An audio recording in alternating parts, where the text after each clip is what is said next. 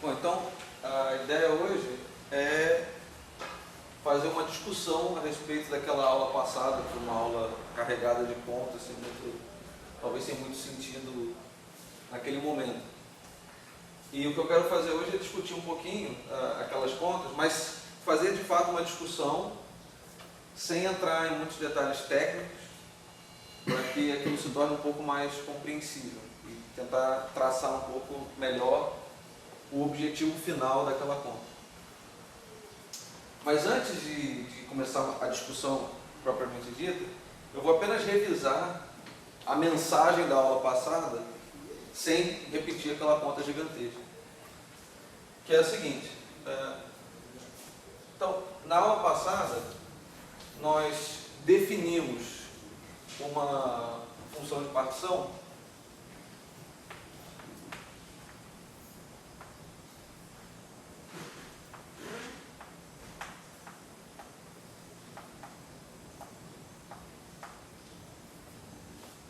e, associada a essa função de partição, nós introduzimos um cutoff ultravioleta, que eu vou chamar de lambda.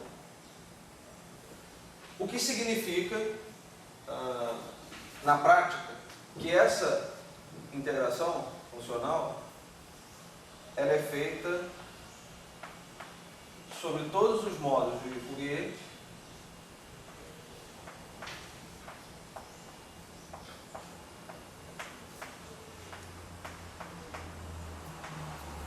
φ k, onde o módulo de k é sempre menor do que esse cutoff ultravioleta. E a partir dessa função de partição, nós definimos o que eu chamei, que é chamado na literatura desse assunto, de casca de momento, tá certo? Em inglês é momentum shell, mas eu não sei como traduzir isso melhor, acho que é suficiente. Camada? Oi? Camada? Camada de momento, pode ser? Bom. Não, tudo bem, acho que eu refeio de qualquer jeito, né? Mas então a ideia é a seguinte: nós temos uma bola que tem raio lambda, tá? E nós definimos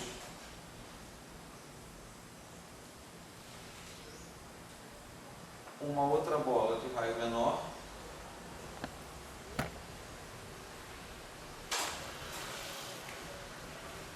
então aqui eu tenho um raio lambda e definimos uma outra bola com raio menor b lambda, onde b é um número menor do que 1. E o objetivo era o seguinte: definimos essa casca, e agora eu vou olhar para os modos de Fourier que habitam o interior dessa casca. Então, eu vou olhar para essa região aqui,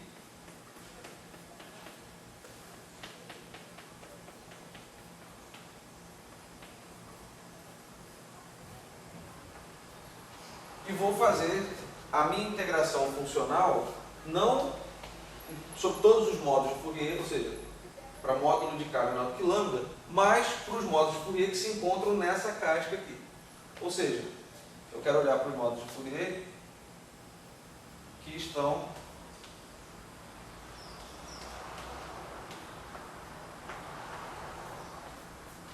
compreendidos aqui nessa casca, e apenas para introduzir uma nomenclatura que eu não usei na última aula, mas que é muito usado, por exemplo, no contexto de mecânica estatística, que é o seguinte: os modos que estão na casca são chamados de modos rápidos. Tá certo? Então, para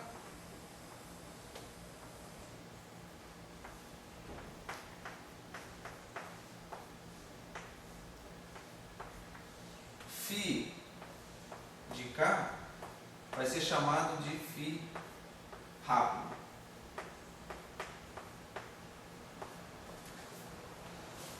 que nós chamamos na última aula, se eu não me engano, de phi-chapéu, ou alguma coisa desse tipo. E quando esses módulos não estão dentro da caixa, ou seja, eles estão nessa bola interior aqui, eu vou chamar de φ, ou campo lento, tá certo? Então, para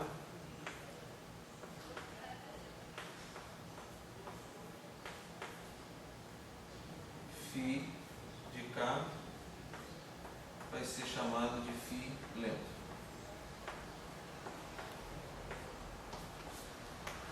Bom, um campo pode ser sempre decomposto como a soma de um campo rápido e um campo lento, certo? Foi o que a gente viu na última aula. E o que eu faço é o seguinte: a minha integração funcional, a minha função de partição, ela vai ser escrita como sendo uma integração sobre os campos lentos, uma integração sobre os campos, sobre os modos rápidos, e aqui exponencial da ação. Certo? Então, o que eu estou fazendo é quebrar essa integração, que vai sobre todos os modos, com módulo de K menor que lambda, em duas integrações. No primeiro integral, leva em conta os modos que estão na casca, e a segunda integral leva em conta os modos que estão no interior dessa bola. Bom, nós trabalhamos um pouquinho na aula passada essa integração sobre os modos rápidos, tá certo? Onde nós fizemos a decomposição de φ como sendo a soma dos modos rápidos e modos lentos, e calculamos algumas contribuições dessa integração, e para fazer isso nós consideramos a ação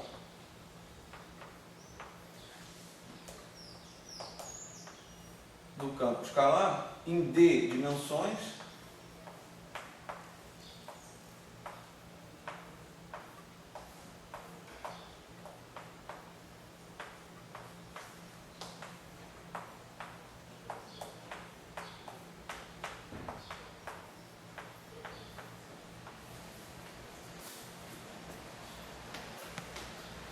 e tratamos todos os parâmetros, todas as constantes de acoplamento dessa ação como sendo pequenas perturbações, tá?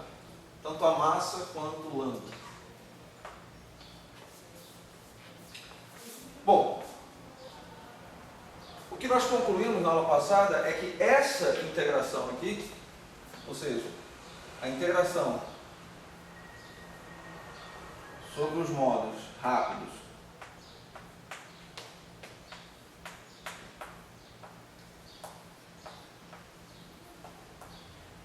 ela poderia ser reexpressa como sendo a exponencial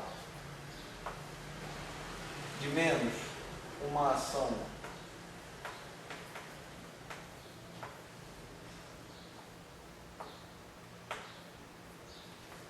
modificada, certo? Essa ação S1 ela não tem essa forma de S.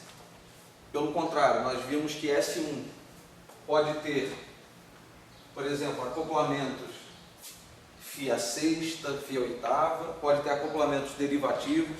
Isso é uma estrutura extremamente complexa. Mas,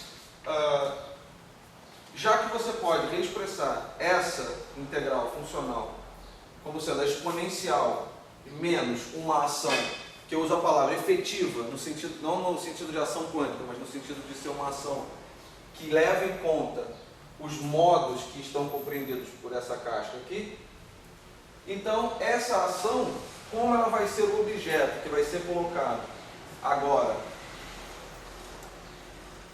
para ser integrado somente sobre os campos lentos, então eu digo que essa é a nova ação que descreve a minha teoria até um certo cutoff B lambda, certo? Porque agora, por construção, os campos que vão ser integrados estão compreendidos nessa bola aqui. Tá certo? Bom, então isso é mais ou menos um resumo da aula passada. Nós trabalhamos um pouquinho a forma desse cara, trabalhamos só um pouquinho mesmo, mas já deu um trabalho.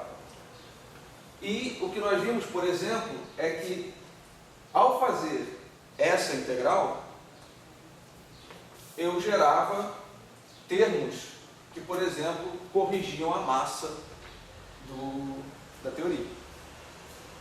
Ou correções, se você fizer as contas, para lambda.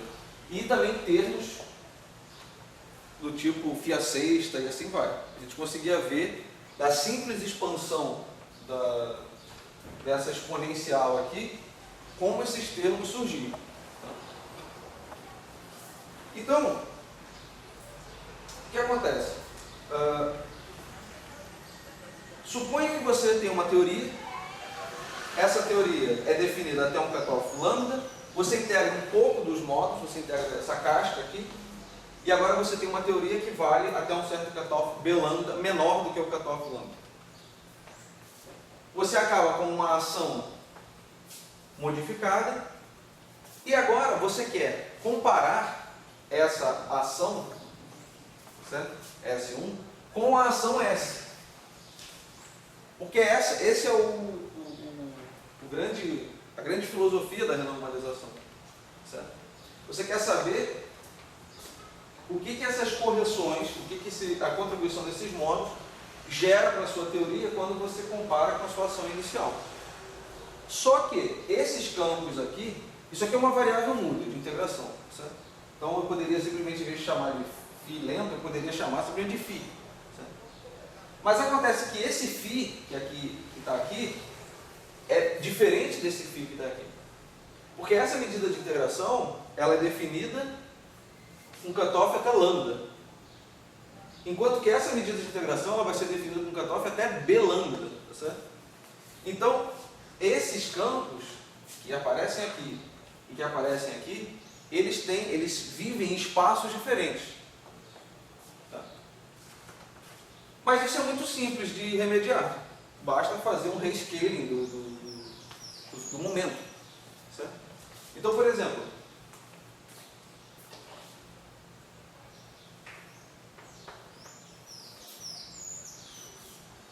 esse cara aqui, eu vou deixar escrito explicitamente o lento para que vocês se lembrem até onde vai o limite de integração.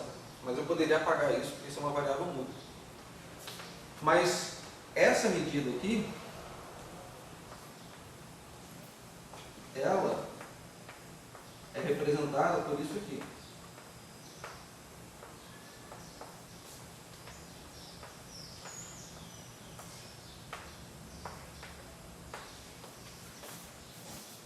Mas eu posso fazer a seguinte redefinição. Onde aparecer K, eu troco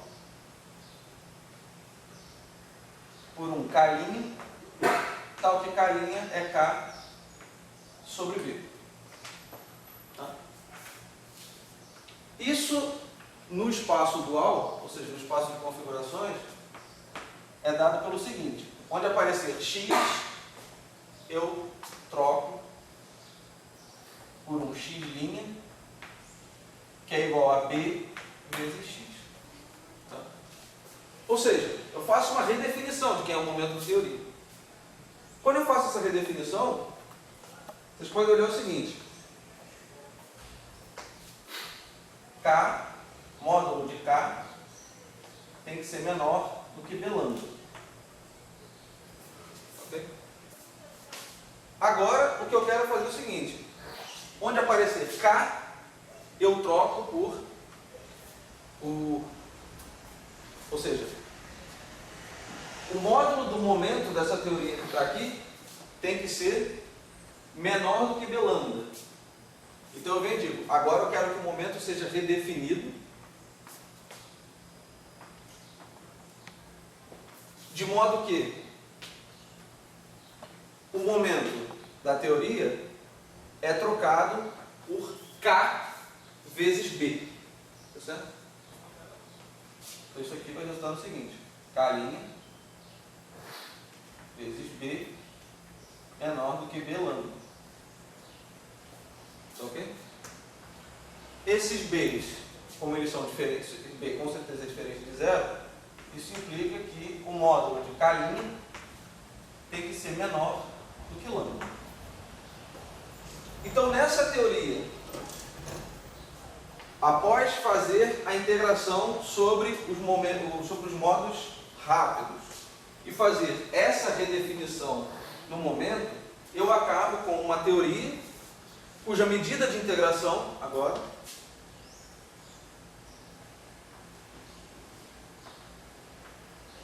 vai ser levada numa medida de integração que corresponde a isso aqui.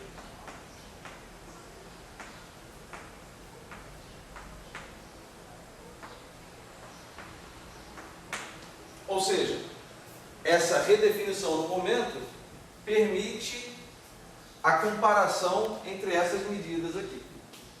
Essa aqui e a que eu acabei de escrever. Bom, então,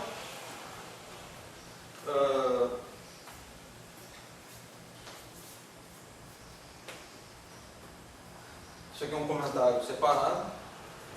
E isso vocês podem entender a seguinte coisa. Imagine que você esteja analisando um sistema que é descrito por uma rede, tá certo? Ou seja, um sistema tipo teoria de campos na rede. Você tem um espaço discreto. E aí você tem uma estrutura desse tipo aqui.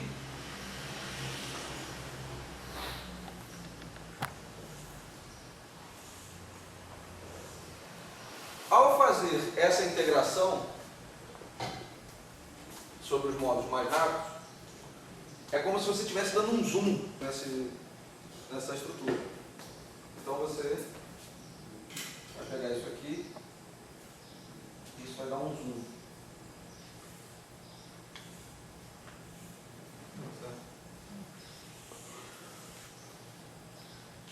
Agora, você quer comparar esse bicho com esse bicho aqui. Então o que você faz? Você tem que fazer um rescaling desse bicho aqui para que ele seja comparável com esse. Tá certo? Então, isso aqui, você faz o rescaling para que isso aqui vire uma coisa desse tipo aqui. E se torne comparável. Aí, isso não ficou comparado.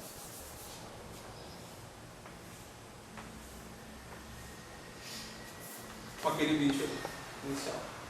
Então, esse procedimento de integrar os modos rápidos e fazer um rescaling do momento é, vamos dizer assim, um processo iterativo que nós vamos entender melhor, que dá origem ao grupo de renormalização. Tá? Então, faça a integração e faça o rescaling dos campos. Dos momentos, tá certo? Mas, para tornar isso um pouco mais concreto, nós vimos que a forma dessa ação S1, ou seja, a ação que você obtém após integrar os modos rápidos, ela é mais ou menos, pode ser expressa mais ou menos dessa forma aqui. Veja que aqui aparece o φ lento, tá certo? Mas como essa variável é muda, eu vou chamar simplesmente de φ. Então aqui a S1 de φ, ele tem a seguinte estrutura. É uma integral em dx. E aí você tem, se você pegar essa integração aqui, lembre-se como se faz, você divide isso de φ rápido e φ lento, expande essa exponencial nesses parâmetros de perturbação, faz aquelas integrais todas, você vai obter correções para o termo cinético. Deixa eu ver só a definição. Você vai obter uma correção para o termo cinético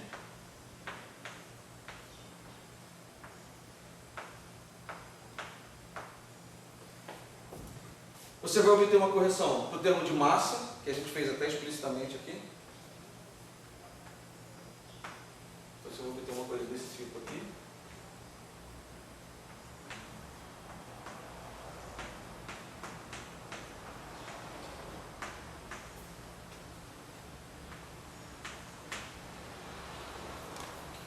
E se você trabalhar, isso era uma outra conta que eu queria ter feito, mas não deu tempo, que é trabalhar, por exemplo, a primeira correção para a quantidade de acoplamento.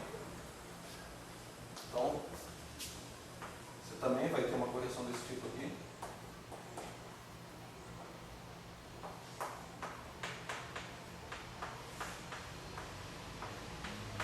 Além de gerar termos de ordem superior, de potências superiores.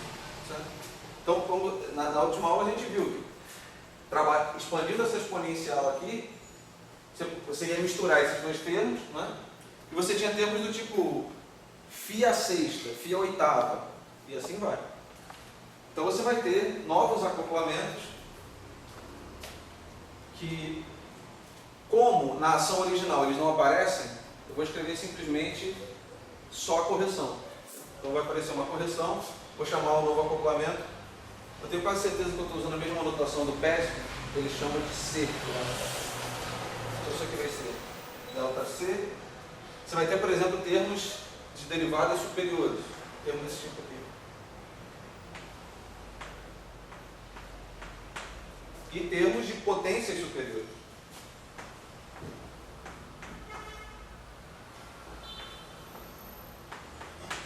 E assim vai. Todo termo que envolver derivada e campo φ, que não quebre a simetria discreta da teoria, que é φ que vai em menos φ, e que não quebre simetrias fundamentais, como translação e tudo mais, vai aparecer aqui. Certo? Então você tem aqui infinitos termos.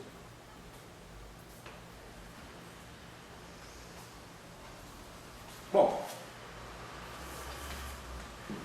então essa é a ação S1 que você obtém diretamente dessa integração aqui. Agora, façamos o rescaling aqui nas coordenadas. Bom, primeiro você tem, na medida de integração, você tem um ddx, então, portanto, você produz um jacobiano com essa mudança de variável. Então, fazendo a mudança de variável,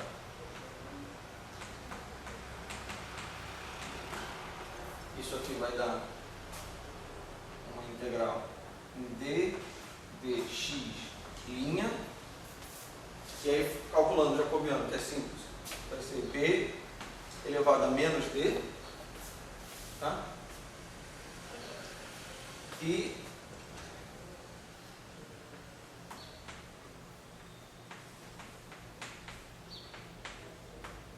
agora veja, esse termo envolve uma derivada, então ele também vai sofrer uma pequena modificação.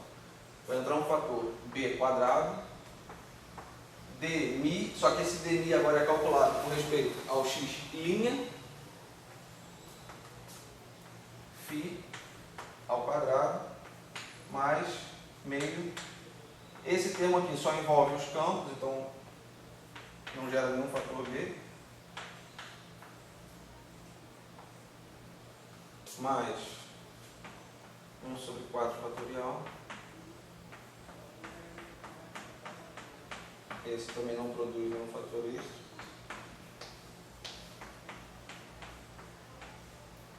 Esse termo tem derivada, então produz um fator b à quarta.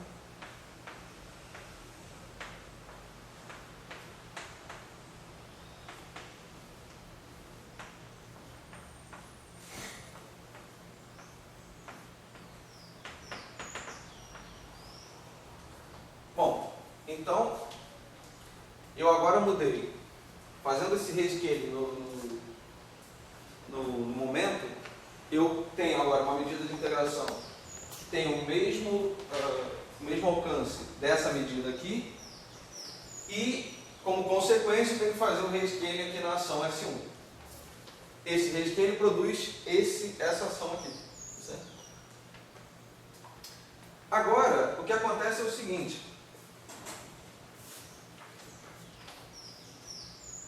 Essa ação S1, ela produz o mesmo propagador da ação S se eu fizer uma pequena redefinição do campo.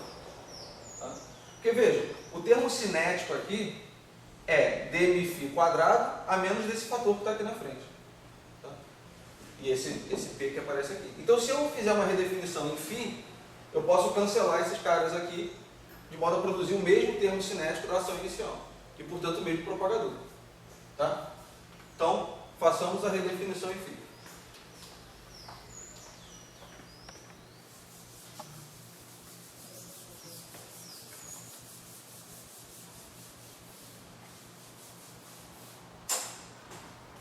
Então,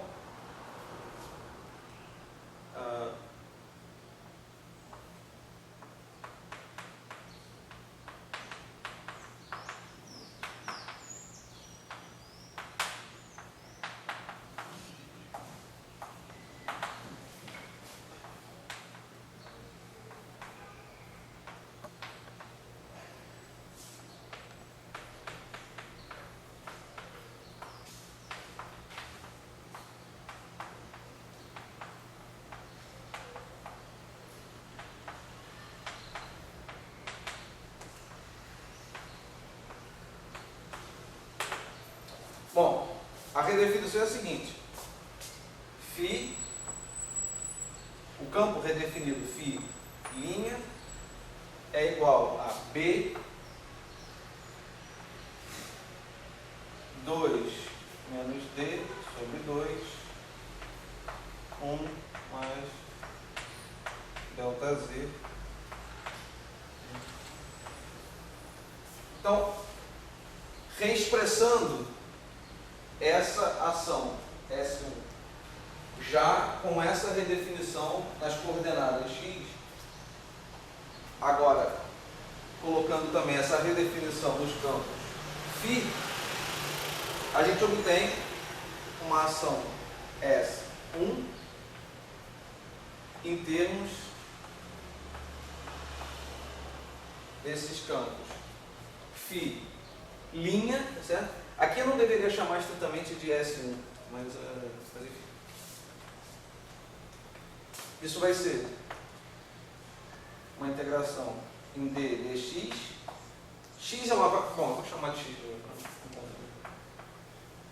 Isso aqui vai ser meio de dmi' φ' ao quadrado. Então veja, o termo cinético é absolutamente o mesmo da ação S, mais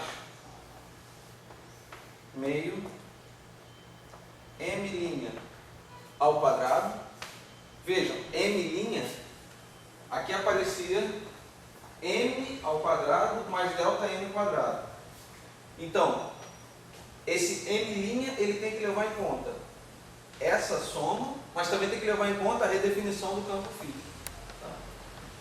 Então isso aqui vai ser m' ao quadrado φ' ao quadrado mais lambda sobre 4 fatorial lambda' φ' à quarta mais c' d φ' à quarta mais d' φ' à sexta e assim vai. Vejam, essa ação agora, ela pode ser comparada com essa ação aqui. Certo? Elas são válidas para o mesmo... A integração funcional vai ser feita para o mesmo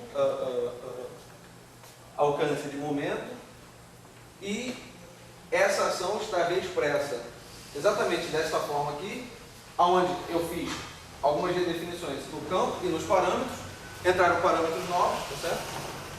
Mas eu posso comparar uma coisa com a outra. Certo?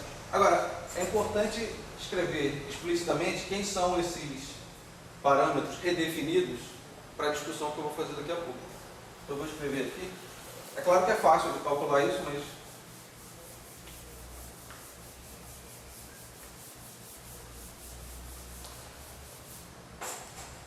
por exemplo, esse m' quadrado, vocês podem checar que nada mais é do que aquela soma, m ao quadrado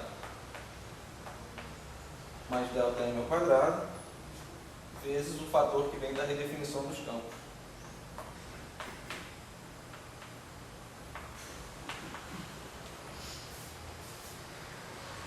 Lambda minha vai ser, novamente, isso aqui, vezes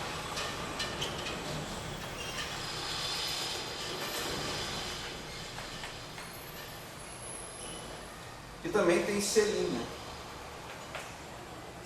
que vai ser delta C, porque eu não tenho C na ação original.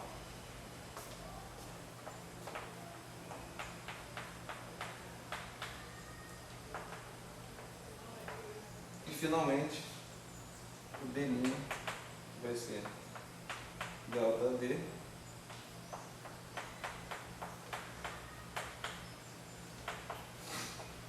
B.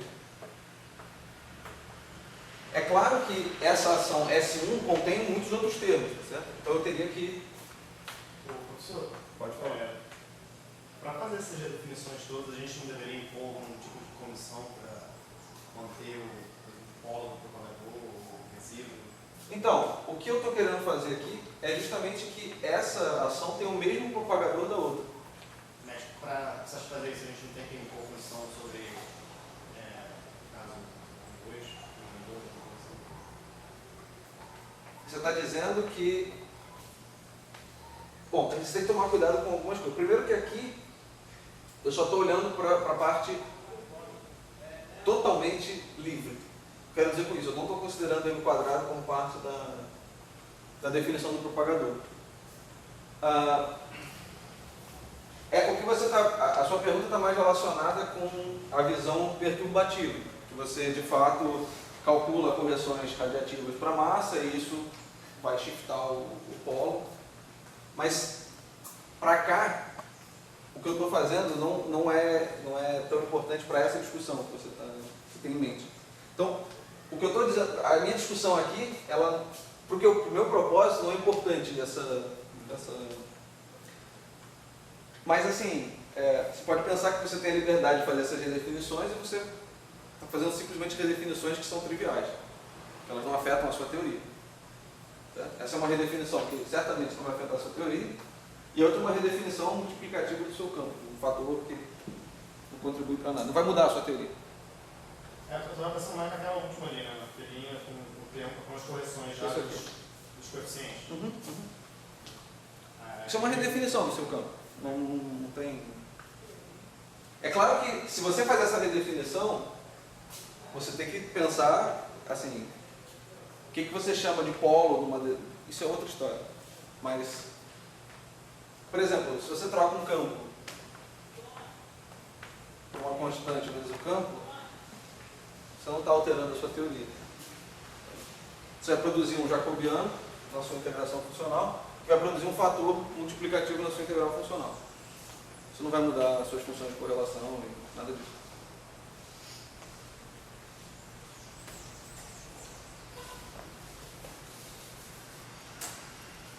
Bom,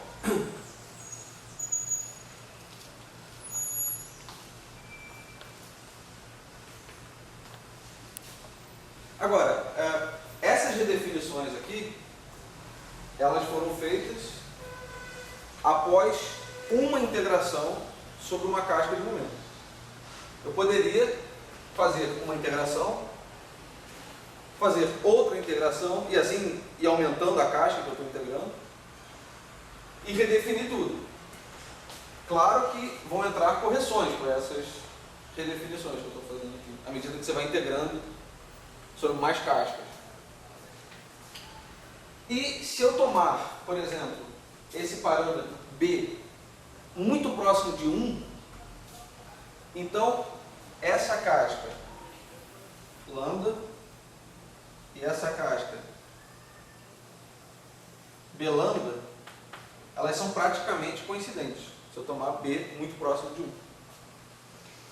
Então, eu poderia tomar esse parâmetro B como se fosse um parâmetro contínuo, certo? Ou seja, eu poderia, de fato, essa casca eu poderia escolher continuamente, próxima de lambda, de modo que essa estrutura, essas correções, elas teriam um caráter contínuo, ou seja, de fato, aquela ideia que vocês têm da renormalização em teoria de perturbações, onde você tem uma escala de renormalização. Então, de fato, você está introduzindo uma escala, certo? Que você ajusta, você tem o poder de escolher, fazer essa integração aqui tão próxima quanto de lambda, e assim você, de fato, tem você vai fazer correções contínuas para os seus parâmetros.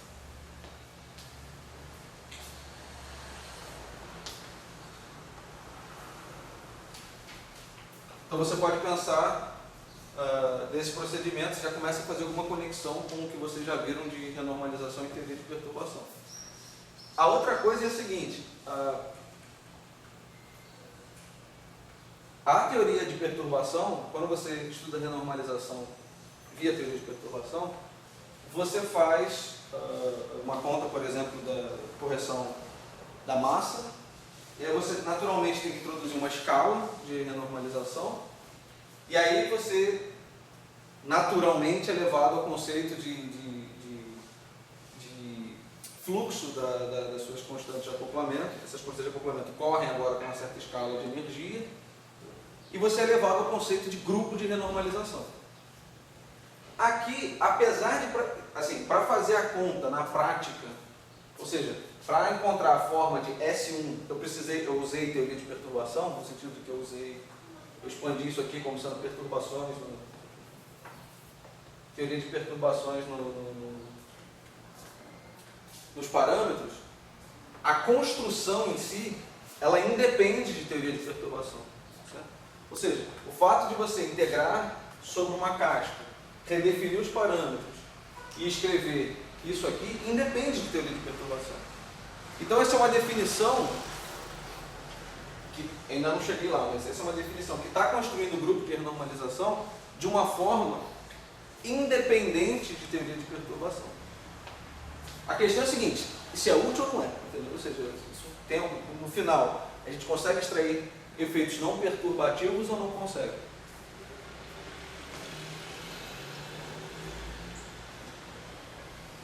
Agora vejam, esse procedimento de integrar sobre cascas de um momento, redefinir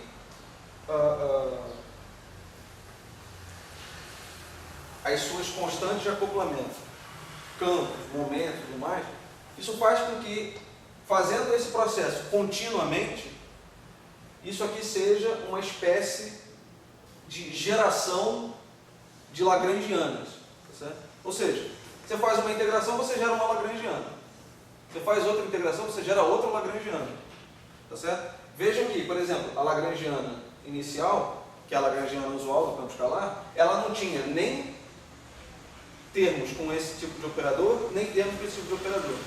Ela parava aqui com m quadrado, lambda, e aqui a mesma coisa. Quando você faz a redefinição, esse cara muda, e você ganha esses coeficientes novos. Se você fizer outra integração, esses parâmetros vão mudar novamente. Então é como se você tivesse um espaço onde aparecem todos esses operadores, ou seja, dmφ quadrado, φ quadrado, φ a quarta, dmφ a quarta, e você pega todos os operadores compatíveis com as simetrias da sua teoria, tá certo? E eles definem uma espécie de base. Tá certo? Ou seja, você pode expandir a sua lagrangiana nesta base desse operador, desse operador, desse operador, e assim vai. E o coeficiente que aparece nessa base são as constantes de acoplamento. Os coeficientes são as constantes de acoplamento. Tá certo? E essa integração controla como esses coeficientes mudam com a escala de energia. Então o que acontece? Você pode definir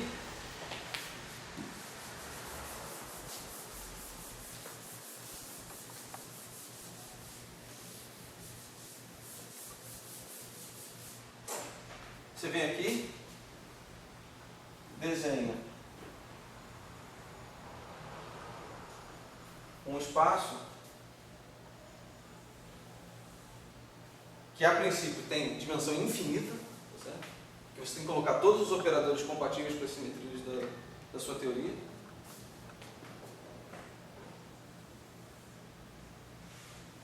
Cada eixo desse cara aqui corresponde a um desses operadores, mas associado a φ quadrado, eu vou ter sempre chamar isso de massa. Associado ao φ a quarta, eu vou sempre chamar isso de lambda, e assim vai. Então, em vez de chamar dos operadores, eu vou chamar do nome dos parâmetros da teoria. Então, isso aqui vai ser um parâmetro m quadrado, isso aqui vai ser um lambda, isso aqui vai ser um c, e assim vai. Certo? E para cada escala de energia, ou seja, para cada integração que eu faço nas cascas de momento, eu defino um ponto nesse espaço. Certo? Então, por exemplo, esse ponto aqui é o ponto da teoria livre. Certo? Eu só tenho esse termo aqui. Todos os outros estão desligados. Quando eu venho aqui, esse ponto aqui é um termo, é um ponto em que eu só tenho essa parte livre, e essa parte também chamada de livre, esse é o termo de massa. E assim vai, eu posso desenhar pontos nesse espaço, tá certo?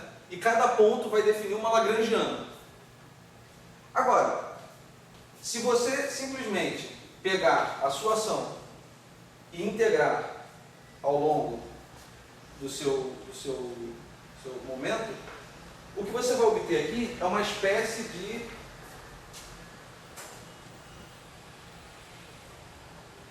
eu vou desenhar de maneira bem heurística para não gerar de novo. Aliás, eu vou até apagar esses caras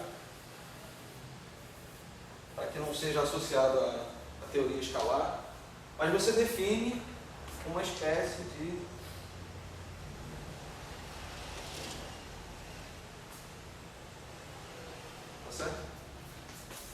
um fluxo onde você tem aqui um ponto, um outro ponto. Esses pontos eles não precisam ser dessa maneira, eles podem estar no infinito, é só uma representação absolutamente pictórica, que eu quero dizer, mas que você sai de uma certa escala, de um certo lambda, uma certa escala ultravioleta, e você vai integrando o seu momento até você parar numa escala infravermelha. A rigor, você deveria integrar de lambda até zero. Mas a gente sabe que na prática, para você integrar de lambda até zero, você precisa fazer infinitas iterações nesse processo aqui. Ou seja, você nunca vai chegar a zero fazendo essas iterações. Mas a gente, bom, não sei se a gente sabe, mas para vários sistemas físicos de interesse, existe uma escala mínima. Certo? Então, você vai integrar até um certo momento e para, porque também não fica meio metafísico e além disso. Mas essa integração ao longo de diferentes cascas vai gerar um fluxo onde, para cada ponto desse fluxo, você associa uma ação nova, uma lagrangiana nova. Tá certo? Onde os seus parâmetros, eles mudam ao longo desse fluxo que você representa aqui. Tá certo? Então, esse é o conceito, de uma forma bem heurística, do fluxo do grupo de renormalização. Esse conceito é bem importante, então a gente tem que mais ou menos normalizar aqui o entendimento. Então, você faz a sua integração, a sua teoria, ela vai mudando à medida que você vai acrescentando contribuições vindas de modos mais rápidos, tá certo? Os seus parâmetros são modificados e o resultado disso é que você gera esse desenho, que foi o desenho que eu fiz na primeira aula, eu acho. Que a gente chamou isso de, acho que o Tião traduziu para espaço das teorias. Certo? Ou seja, você tem os seus parâmetros, as suas constantes de acoplamento, que estão associadas a operadores que formam a sua lagrangiana, e o coeficiente de cada operador é uma constante de acoplamento que muda com a escala de energia. Então isso aqui, por exemplo, de uma forma genérica, isso aqui eu chamaria de G1, G2, e aqui eu vou botar Gn, onde esse N também pode ser infinito, tá? Eu posso ter infinitos acoplamentos, que em geral, enfim. Então, isso aqui é o que, vamos dizer assim, que nós batizamos de espaço das teorias.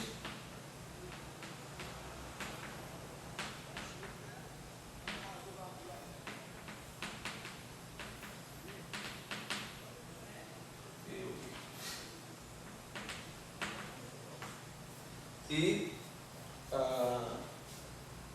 você pode simplesmente definir a sua teoria não mais por essas expressões, mas por esse desenho.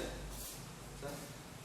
Se você é capaz de ler esse desenho, de assimilar o conteúdo desse desenho, você é capaz de dizer quem é a sua teoria, qual é a sua teoria a partir desse fluxo.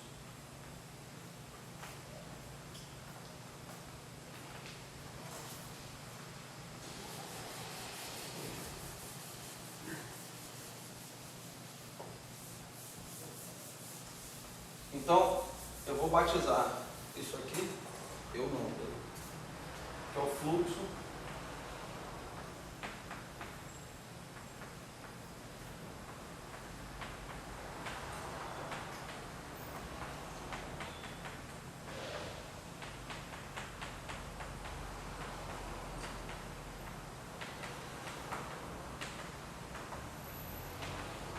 e esse processo de integrar sobre uma casca de momento e redefinir os seus acoplamentos é chamado de transformação sobre o grupo de renormalização.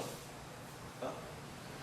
Agora, um detalhe, um comentário importante, que pode parecer bobo, mas não é. Eu acho até que o Peskin menciona no livro dele, apesar de... Bom, o grupo de renormalização, apesar desse nome, não é um grupo no sentido matemático. Um grupo no sentido matemático, para cada elemento você tem um elemento inverso. Certo? Então, um grupo você espera que se você faz uma transformação, você pode desfazer essa transformação. No grupo de renormalização você não pode fazer isso. Porque esse fluxo ele só tem um sentido. Certo? Ou seja, você integrou sobre os seus modos rápidos, você não pode desfazer a integração. Isso significa que, apesar de ser um resultado intuitivo, isso é um teorema que ultimamente tem recebido bastante atenção para o pessoal que trabalha com teorias conformes em dimensões maiores que 2. Tá? Porque, não dá para entrar nos detalhes aqui, mas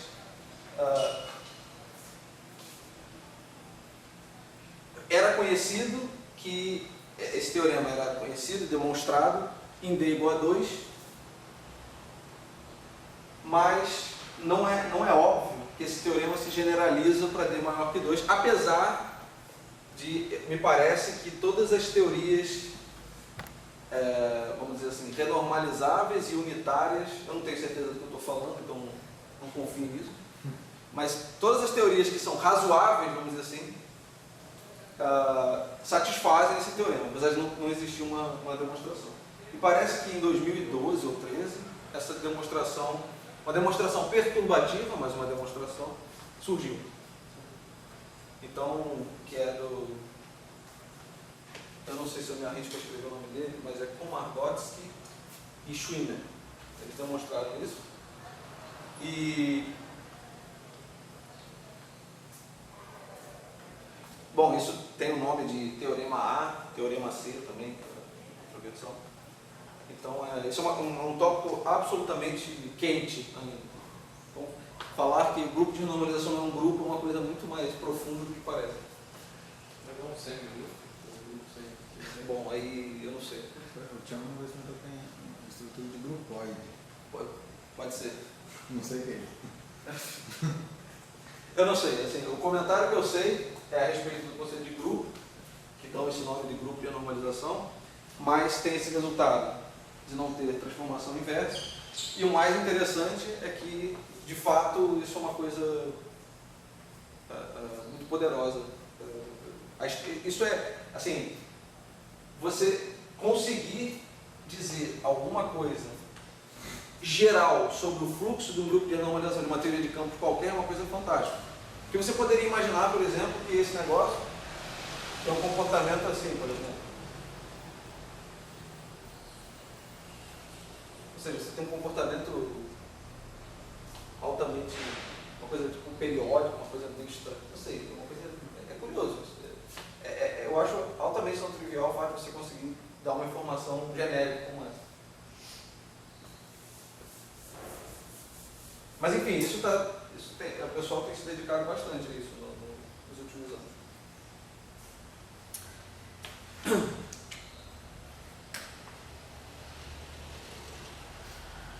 Bom, vejam o seguinte. A teoria livre, quando eu chamo de livre, eu estou chamando só isso aqui. Essa teoria, essa lagrangiana,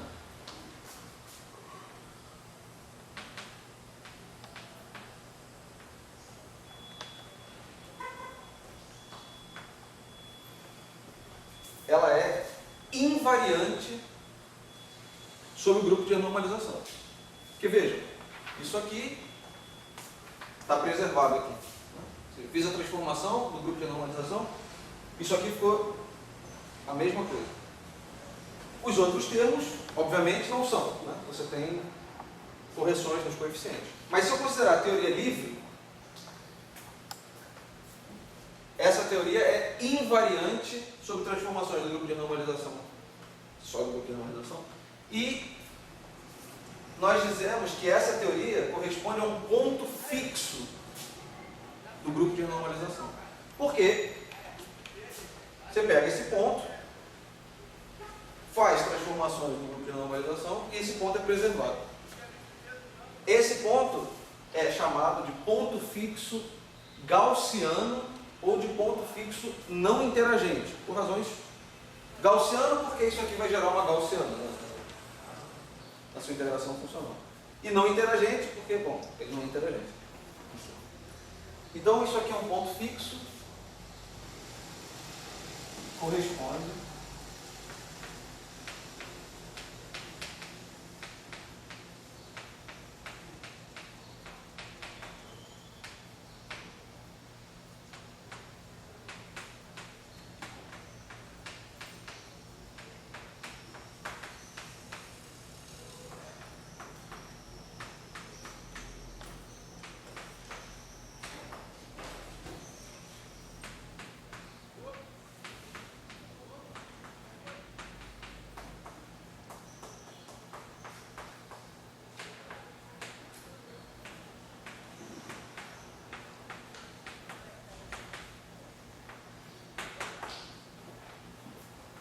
Então, esse ponto, parametrizado por m ao quadrado, igual a lambda, igual a c, igual a d, igual a seja lá o que for, isso igual a zero, corresponde ao ponto fixo gaussiano ou não interagente.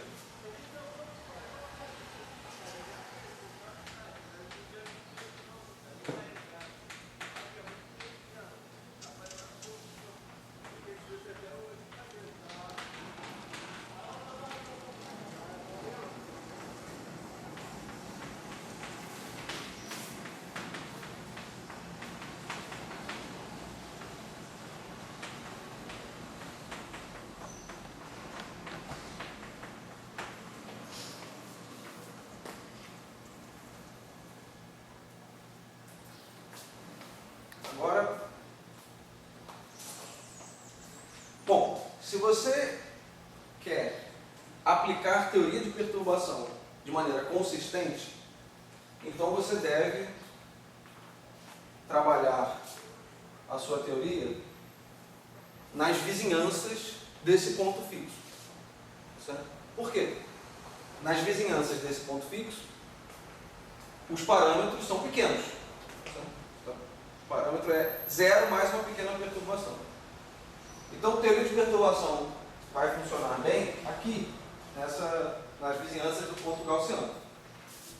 Então, vamos assumir agora que a gente está trabalhando nas vizinhanças do ponto fixo gaussiano e ver quais são as consequências das transformações do grupo de normalização.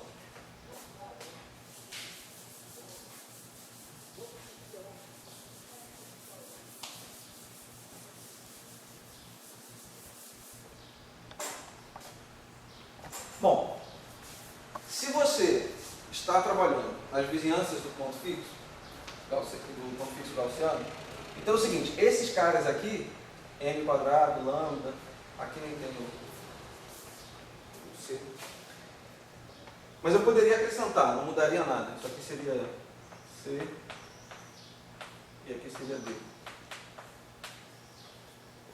Nas vizinhanças, esses caras, por hipótese, são pequenos, muito pequenos. E esses caras são correções para esses bichos pequenos. Se o teoria de perturbação é consistente, então esses caras são menores ainda. Então eu posso simplesmente dizer que esse bicho aqui já é suficiente para capturar uma informação suficientemente não trivial, que a correção vai ser menor ainda. Então,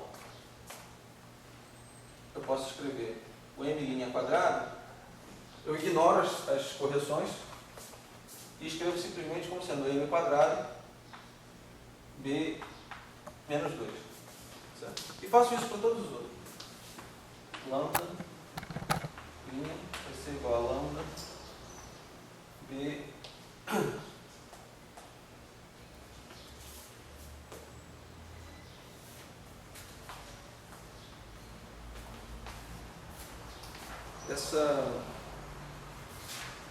isso aqui está incompleto. É d menos 4.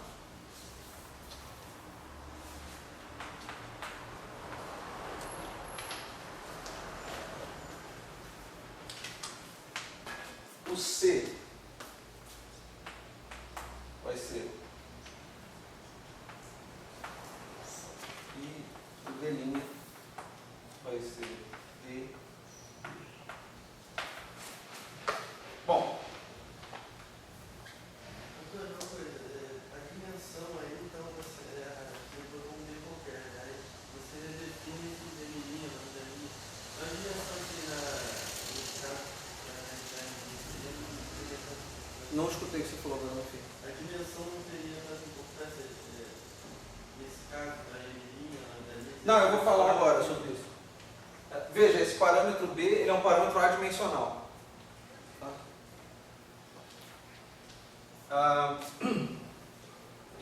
E B é menor do que 1. O que acontece? Olhando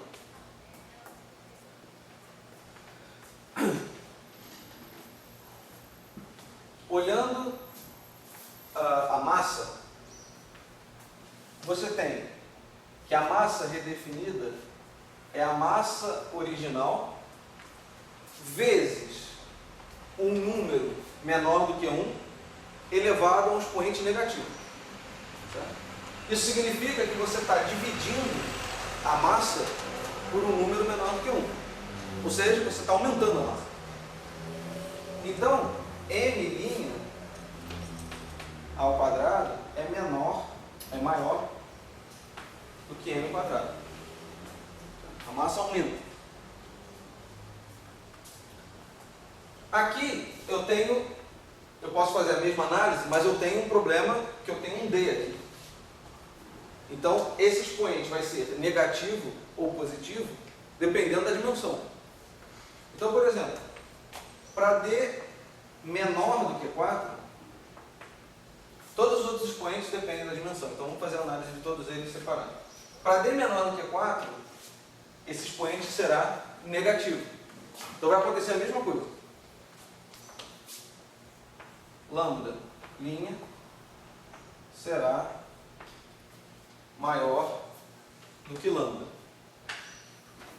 Aqui, esse acoplamento C', o que acontece? O expoente aqui é positivo. Se o expoente é positivo, então C' será menor do que C.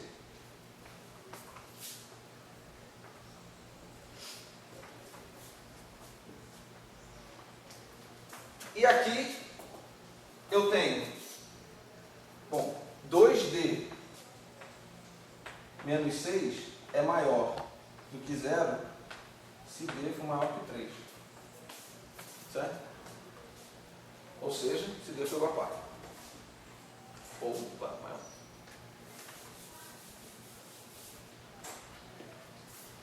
Então o que acontece? Esse expoente aqui, quando eu pegar D igual a 3, deixa eu só checar uma coisa.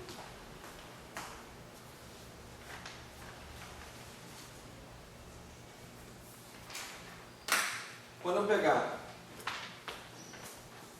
D igual a 3, esse bicho aqui será 0, tá certo? Você tem aqui 2 vezes 3 menos 6, isso vai dar 0, o que significa, que eu já vou falar desse caso, se você pegar D igual a 2, isso aqui dá um expoente negativo, certo?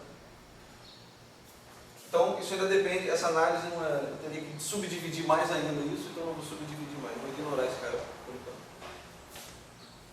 Agora, existe o caso D igual a 4. Em D igual a 4, lambda, linha,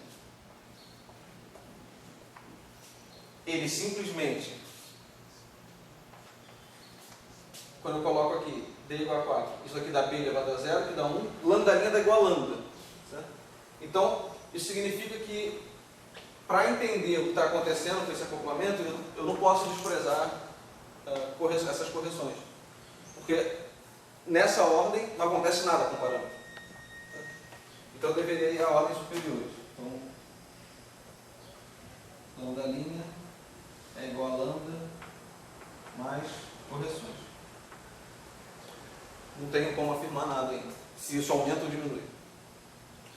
Nesse caso aqui, o expoente se mantém positivo. Então, C' vai ser menor do que C. E D', quando D é igual a 4, isso aqui dá 8 menos 6, 2. Também é positivo, portanto...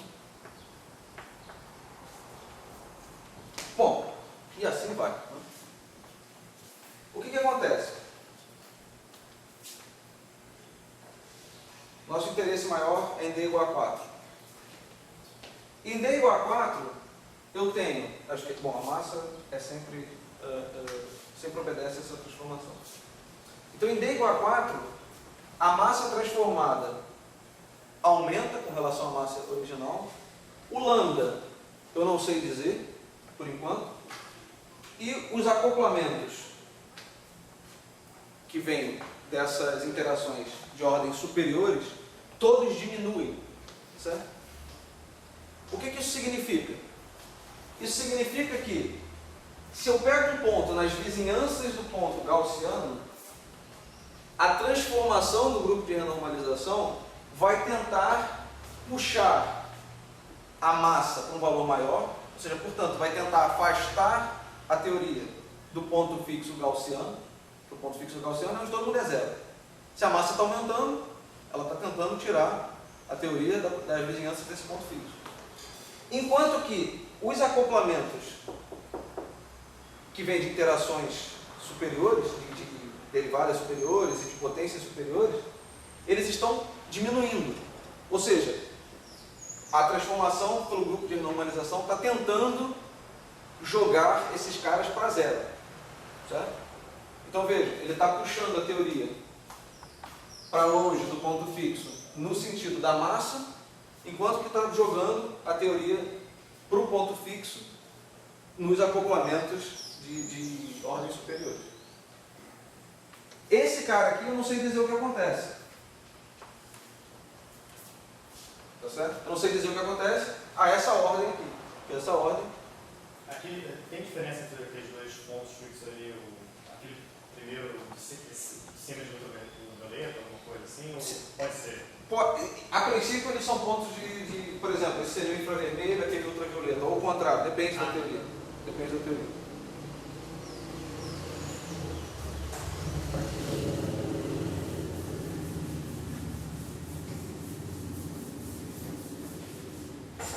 Então, o que acontece?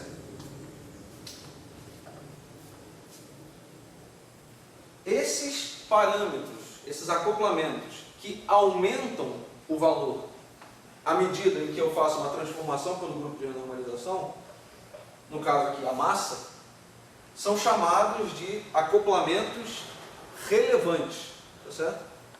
Então,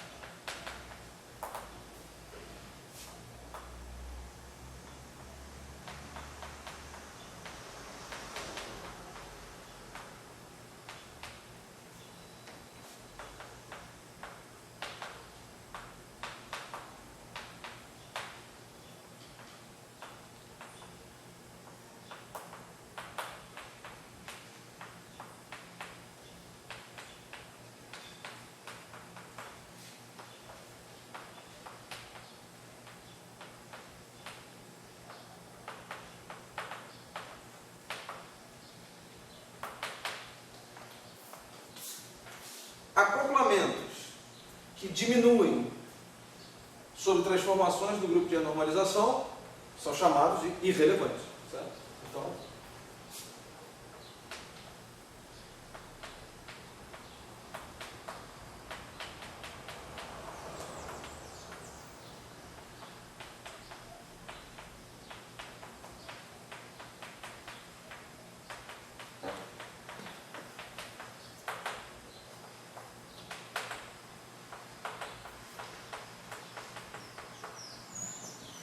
diminui se escreve assim, né?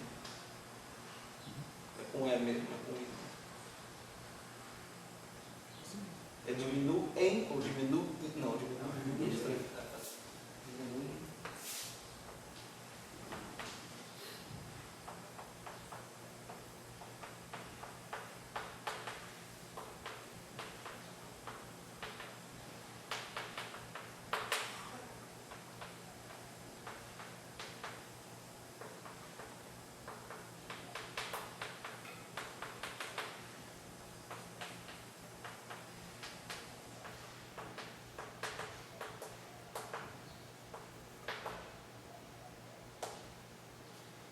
E esses acoplamentos em que nós não somos capazes de dizer se eles aumentam ou diminuem por essas transformações são o que nós chamamos de acoplamentos marginais. Tá?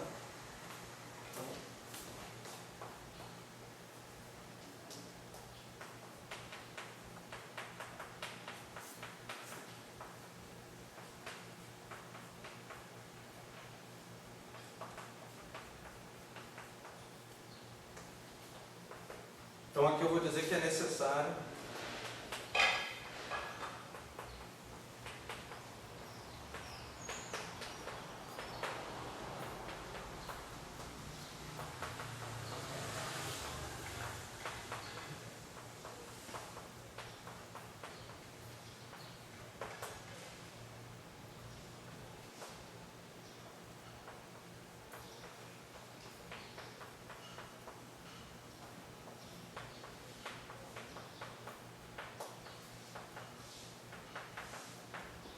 veja o seguinte, eu não sei o quanto vocês viram disso, mas essa classificação é a mesma classificação quando a gente estuda renormalização em teoria de perturbação, para dizer se uma determinada interação é renormalizável por power counting ou não.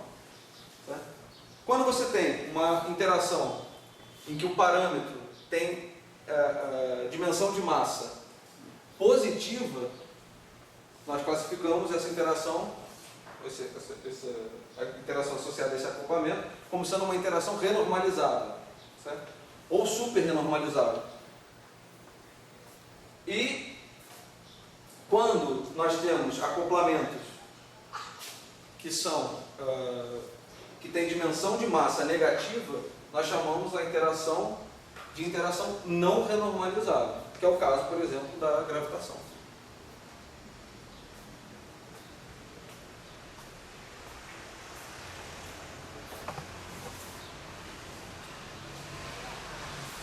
vocês veem que esse conceito, ele nasce do ponto de vista do grupo de renormalização de Wilson de uma forma um pouco diferente. Certo? Aqui eu não estou falando nada sobre teoria se renormalizável, não. Aqui eu estou dizendo o que acontece com esses parâmetros quando eu faço uma transformação pelo grupo de renormalização. E vocês veem o seguinte, de certa maneira, isso justifica um pouco por que a teoria lambda Φ4 em 4 dimensões é renormalizável. Porque as outras interações, quando você faz integrações sobre cascas de momento, você gera esse tipo de interação, mas essas interações vão todas, pelo grupo de normalização, elas vão todas se anular, elas vão todas diminuir à medida que você vai fazendo integrações sucessivas.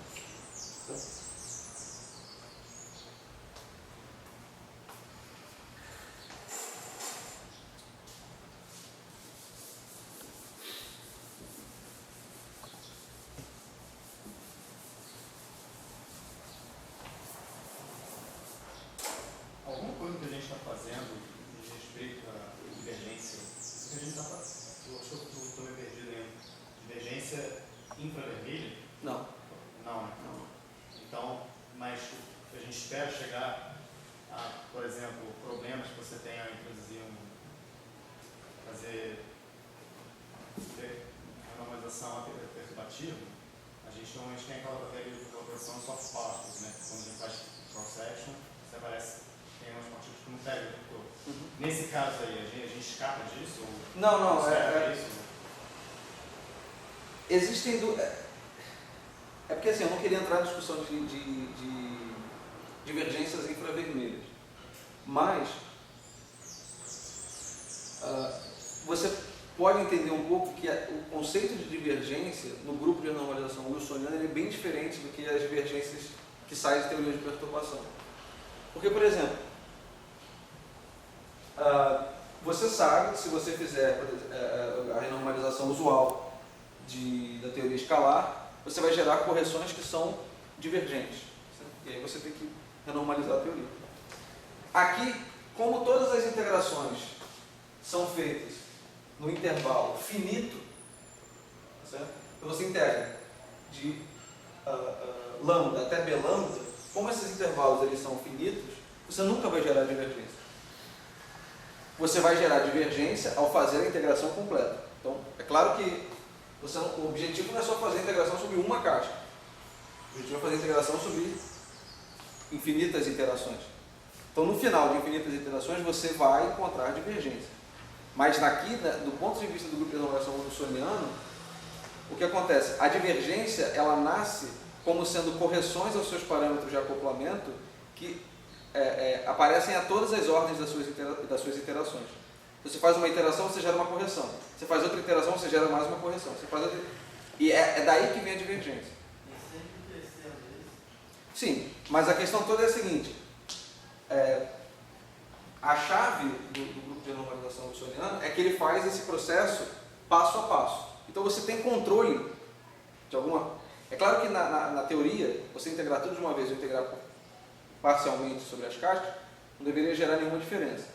Mas na prática, como a gente faz truncamentos, aproximações, usa perturbações e tudo mais, você quando faz essas integrações etapa por etapa, você tem um maior controle sobre o conceito de divergência. Mas aqui você vê que em momento nenhum eu estou falando sobre divergências, né? Eu não estou falando sobre... Eu estou falando simplesmente... Bom, é claro que existe o problema de ter que mandar esse cutoff para infinito em algum momento, se eu quiser, mas as integrações em si, elas são finitas. Você integra, por exemplo, você vai integrar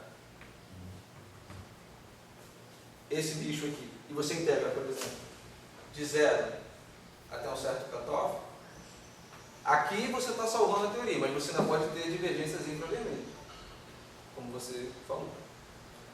Mas eu posso vir aqui e colocar agora.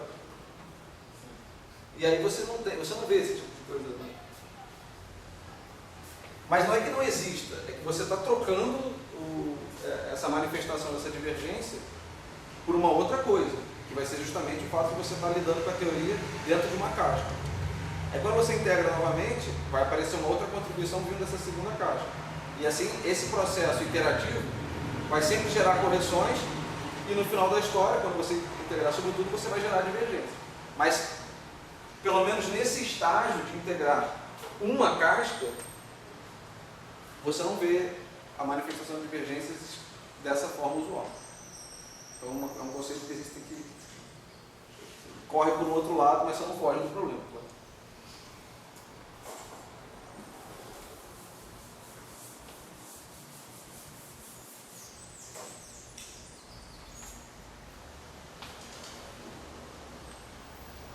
Porque no perturbativo, às vezes, você tem que escapar, você tem que trocar até o esquema de randomização que você escolhe para você fazer isso, né? Se você não tiver, por exemplo, algum tipo de conservação, né? Como uma Takahashi, né? Mas nesse caso a gente não pensa nem, a gente vai seguir sem entender. Não, eu quero dizer o seguinte, o conceito de divergência, é claro que ele não some aqui, ele só aparece de uma outra maneira. E como a gente está discutindo somente a integração sobre uma casca, você não está vendo divergência nenhuma. Certo? Mas, como você vai integrar sobre todas as cascas, ou seja, como você vai de fato jogar essa teoria para, depois de infinitas iterações dessas integrações, você vai inevitavelmente gerar as divergências que você veria usualmente. Mas essa é uma forma bem interessante de controlar as divergências, porque de fato você joga esse parâmetro B, certo? Você faz uma integração e depois você brinca com esse B. Certo? Então você está sempre, de fato, integrando sobre uma casca, mas acontece que você pode engordar essa casca ou emagrecer essa casca. E aí você nunca vai ver essa divergência nessa manifestação usual que você vê na normalização perturbativa. Eu espero que isso fique mais claro nos exemplos, porque assim, de fato, é um pouco estranho. Mas você vai ver depois quando a gente for fazer, de fato, usar o grupo de normalização funcional, que é uma versão 2.0 do Wilson, e aí você vai ver de fato como é que essas coisas aparecem.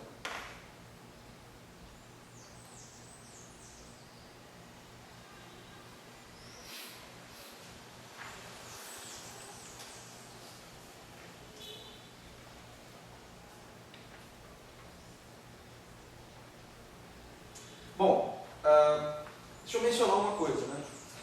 Essa discussão que eu acabei de fazer, ou seja, de que dada uma lagrangiana doida nas vizinhanças do ponto fixo gaussiano, as transformações do grupo de normalização vão sempre levar a teoria para a seguinte configuração: acoplamentos irrelevantes vão morrer, porque eles vão sempre diminuir, e acoplamentos relevantes vão crescer. Isso é um statement perturbativo. Ou seja, a gente está próximo do ponto fixo gaussiano, está próximo do ponto onde todos os acoplamentos são pequenos e, portanto, aquelas transformações que estavam escritas aqui podiam ser reduzidas para esse bicho aqui. Mas quando você está longe do ponto fixo gaussiano, ou seja, quando você tem que considerar esse cara aqui completo,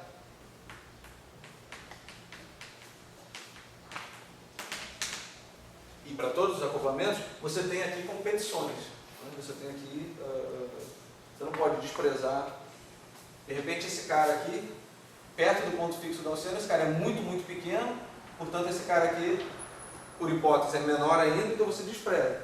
Mas quando você se afasta, esse cara aqui, ele não precisa ser pequeno, e esse cara aqui não precisa ser tão pequeno assim comparado com o valor. Então você tem uma competição. Então o que pode acontecer é, por exemplo, cancelamentos não triviais dessas correções e, portanto, você tem um comportamento da sua teoria que é bem diferente desse perturbativo, ou seja, parâmetros relevantes crescem, parâmetros relevantes decrescem e tudo fica bem. Não é bem verdade. Por isso que tem que tomar cuidado quando a gente pensa muito perturbativamente. Ou seja, isso não é um problema, isso é uma limitação que a gente tem de fazer conta em teoria de perturbação. A gente sabe fazer conta bem em teoria de perturbação. Mas acontece que você pensar que uma teoria só vamos dizer assim, você só vai considerar interações renormalizáveis, ou seja, interações que sejam marginais ou relevantes, porque você sabe que as outras vão decrescer e tudo mais. Isso é uma construção perturbativa. Então a gente tem que jogar um pouco fora essa intuição perturbativa quando a gente quiser trabalhar em regimes não perturbativos.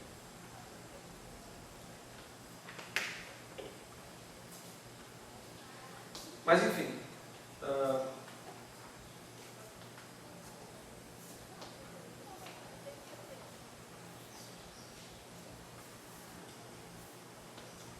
no caso Φ4, a gente pode, por exemplo,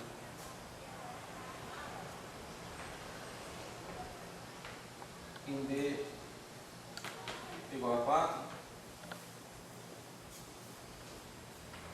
a gente pode checar, isso a gente não fez na última aula, mas eu espero fazer isso com o grupo de renormalização funcional já. Então é o seguinte, vocês podem checar que nesse caso, o lambda linha, ou seja, o acoplamento transformado, já redefinido, é igual ao acoplamento original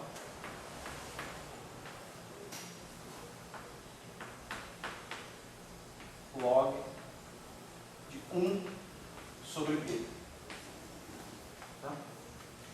Esse cara aqui, esse negócio aqui é a função beta, menos a função beta da teoria. Certo? O que acontece? B é um bicho menor do que 1. Então, esse cara aqui é maior do que 1, o log de 1 sobre B. Sendo assim, ele é positivo. Tá? Lambda ao quadrado é positivo. Então, esse bicho aqui todo é um bicho positivo. Certo? Então, o que está acontecendo? Lambda original está sendo subtraído de uma quantidade positiva. Portanto, lambda linha é menor do que lambda. Certo? Então, lambda linha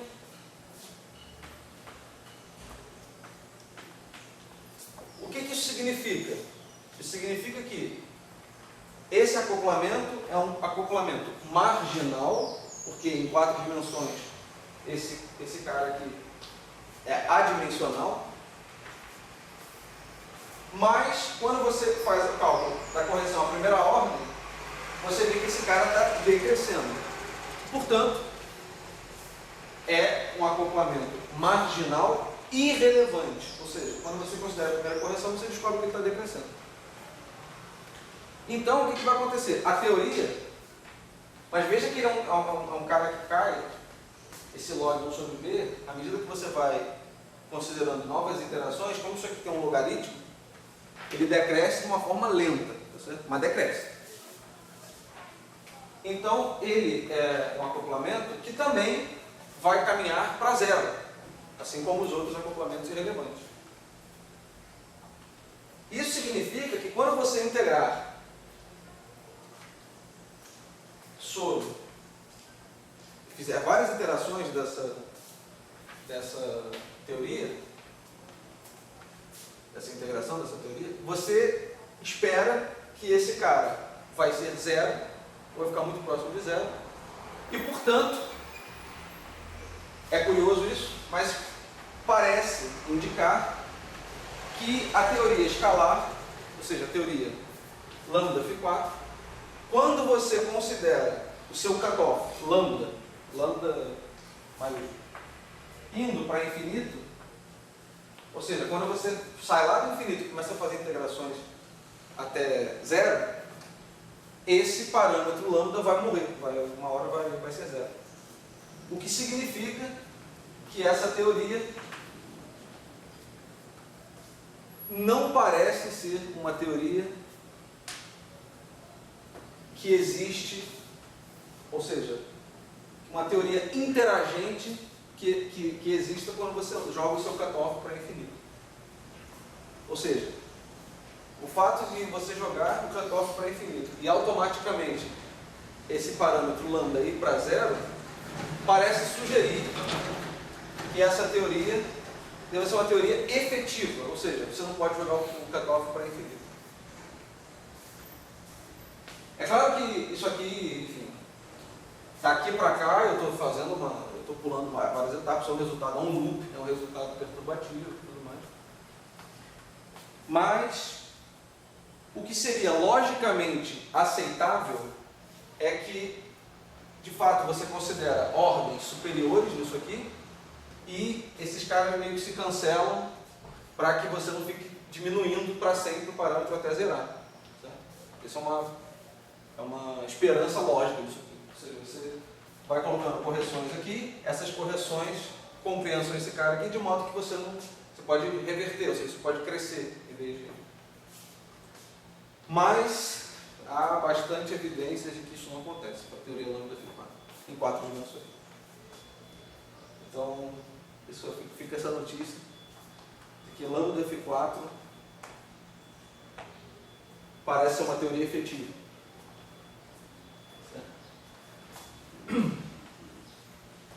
Mas o que eu quero dizer é o seguinte: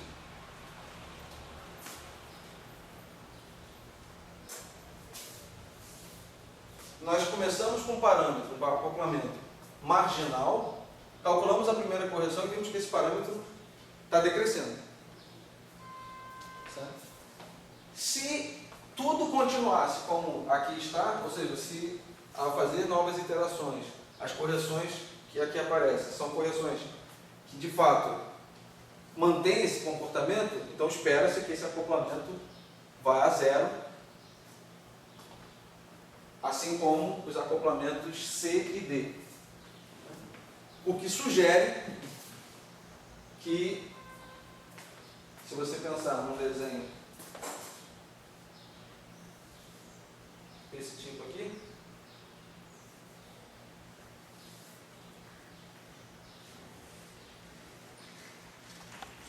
N ao quadrado, lambda, e aqui qualquer desses acoplamentos. O que acontece é o seguinte: do ponto fixo gaussiano, a direção da massa é sempre crescente. Certo? Então, esse negócio aqui. Agora,